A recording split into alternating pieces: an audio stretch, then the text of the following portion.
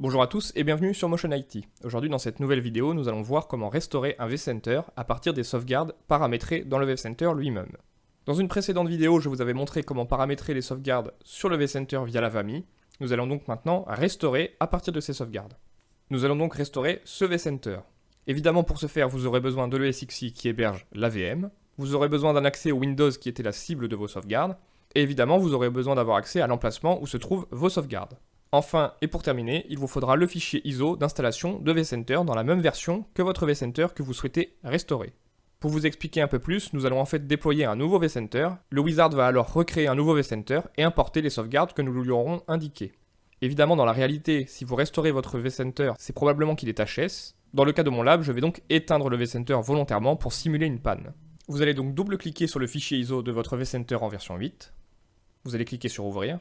On peut aller dans VCSA UI Installer, Win32 et double-cliquer sur installer.exe.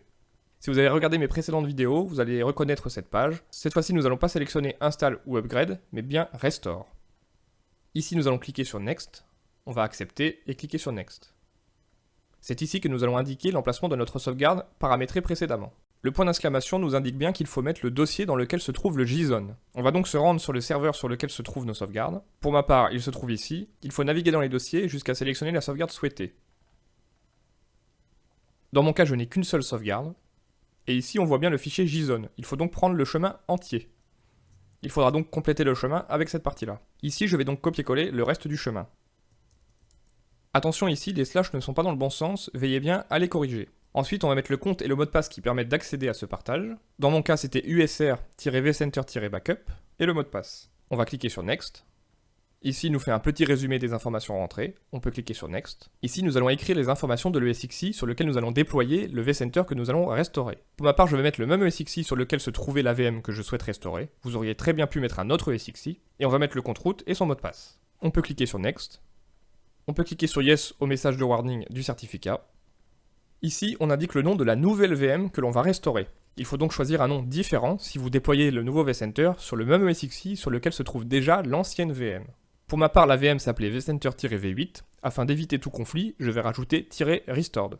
On peut inscrire le mot de passe route. Ici, libre à vous de mettre le même mot de passe que vous aviez avant ou d'en mettre un différent. On peut cliquer sur Next. Ici, on choisit la taille de déploiement, l'idéal étant de choisir la même taille que vous avez sélectionnée par le passé. Dans mon cas et dans le cadre du lab, j'avais tout mis au minimum.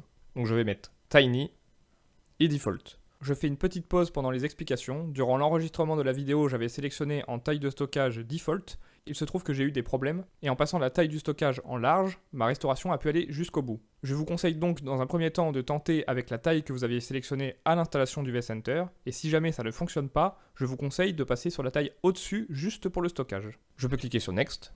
Ici, vous allez choisir l'emplacement dans lequel vous allez déployer votre nouveau vCenter qui va être restauré. Dans mon cas, je vais choisir le 01.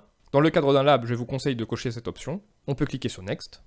Le wizard vous demande alors de renseigner les informations réseau de votre vCenter. Dans mon cas, je vais mettre les mêmes informations que mon ancien vCenter que je souhaite restaurer. Une fois les informations rentrées, on peut cliquer sur Next. On a donc un résumé des différents paramètres. Si tout est OK pour vous, vous pouvez cliquer sur Finish. Une fois le stage 1 terminé, on peut cliquer sur Continuer. Une fois le stage 1 terminé, on peut lancer le stage 2. On peut donc cliquer sur Next. Lors du paramétrage de la sauvegarde, si vous avez rentré un mot de passe de chiffrement, il faudra donc le rentrer de nouveau ici. On peut donc cliquer sur Next. Ici tout est OK, le wizard va alors vous indiquer qu'il faut éteindre l'ancien vCenter s'il est encore allumé. On peut donc cliquer sur Finish. Ici, le wizard nous indique qu'on ne pourra pas mettre en pause ou stopper la restauration. On peut cliquer sur OK. La restauration va alors commencer. Le stage 2 est maintenant terminé, on peut cliquer sur Close. On peut alors se reconnecter à notre vCenter qui vient d'être restauré.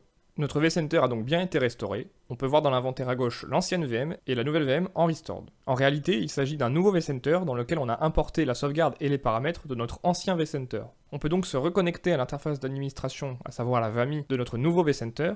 Et si on va dans le paramètre sauvegarde, on voit qu'il n'y a plus rien de paramétré. Il vous faudra donc reparamétrer votre sauvegarde comme vous l'aviez avant ou différemment, afin de pouvoir bénéficier d'une sauvegarde au cas où vous auriez besoin de restaurer de nouveau. Libre à vous par la suite de supprimer ou non l'ancienne VM vCenter V8.